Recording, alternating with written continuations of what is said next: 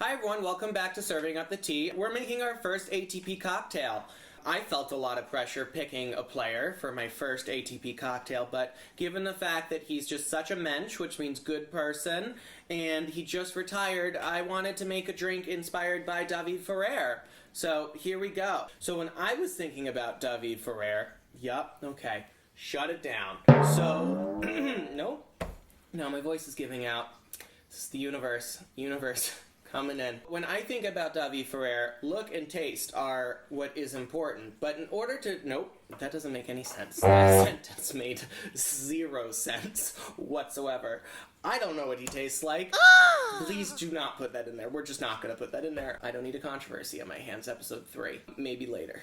So, when I think about the look and taste of a cocktail, I want to really encapsulate who the player is on and off the court. Of course, David is Spanish, so I wanted to go with a Spanish red wine. Definitely wanted to think about the cocktails that are very famous there. I went to, just like the drinks in general, and sangria and wine came up, so we're going to be doing a variant of calimocho, which is wine and cola. It's delicious, and it's in the bars and big jugs in Spain, and so we're going to be doing we're going to switch it up a little bit because I wanted to honor the fact that he won the 2012 Paris Masters tournament. This is a black raspberry liqueur called Chambord. Chambord! I'm just kidding. It's Chambord, or Chambord. I'm American. I can't speak French. I apologize. It is delicious, but it is very potent. So we're only going to use like 1 in the ratio for it. We're going to need 3 of a Spanish wine. You're going to need a red Spanish wine for this. And this is called La Mancha. It's from Spain. It's a blend. I recommend a blend for this, but go for whatever you want as long as it's Spanish to honor David Ferrer. Whatever cola you want. I went with sugar-free, which doesn't make sense for this, but I live in LA, so it's what I did.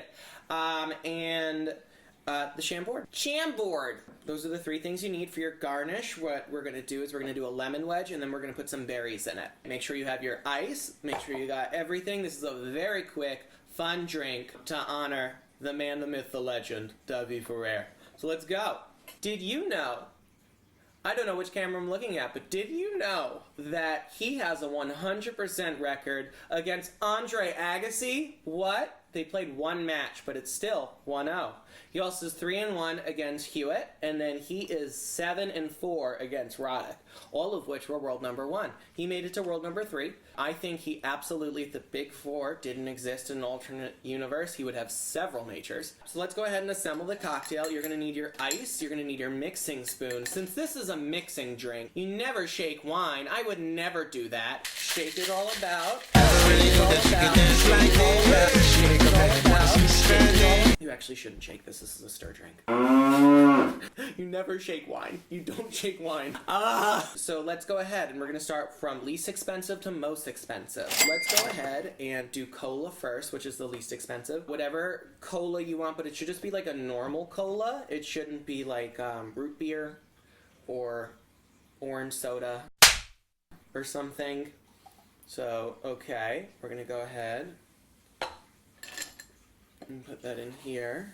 Great. And then we are going to do the Spanish wine next. I mean, unless you get a super pricey bottle of Spanish wine, I would say that the Chambord is probably going to cost more. So we are going to need 3 for the wine. So this is 2.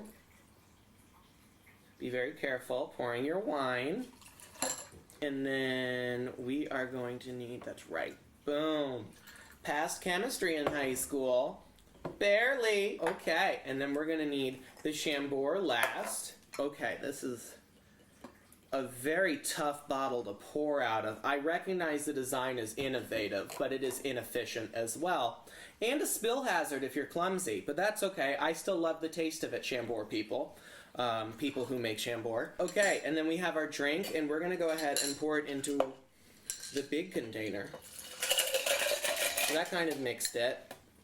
And if you don't have like a really long spoon, you could just mix it, like you could pour it back and forth a few times, whatever works. So just like go ahead and stir it. And this makes me think of one of my favorite parts about David Ferrer, which I may or may not have said, is the fact that next to Djokovic, he is 100% the best returner in the history of the ATP.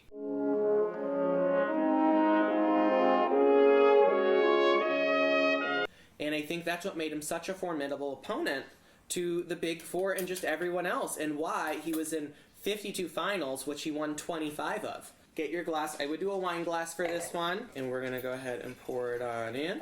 Pour it on in. Pour it on in.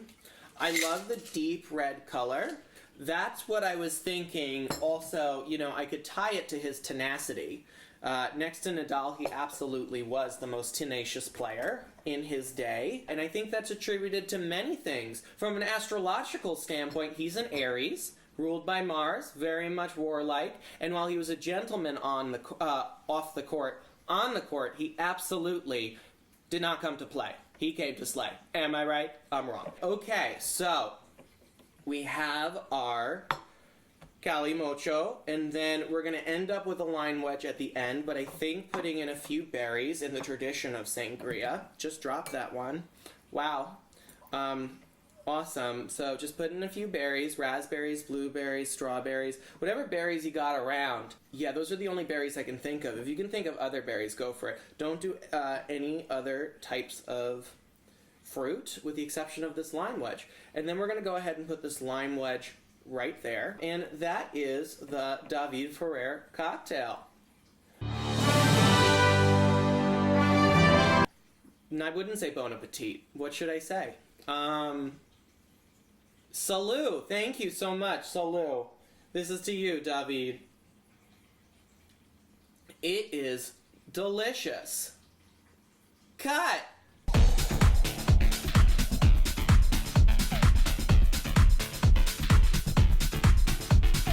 Nope. Nope. Okay, here we go. Oh, she's looking around. Deer in headlights. Uh-oh.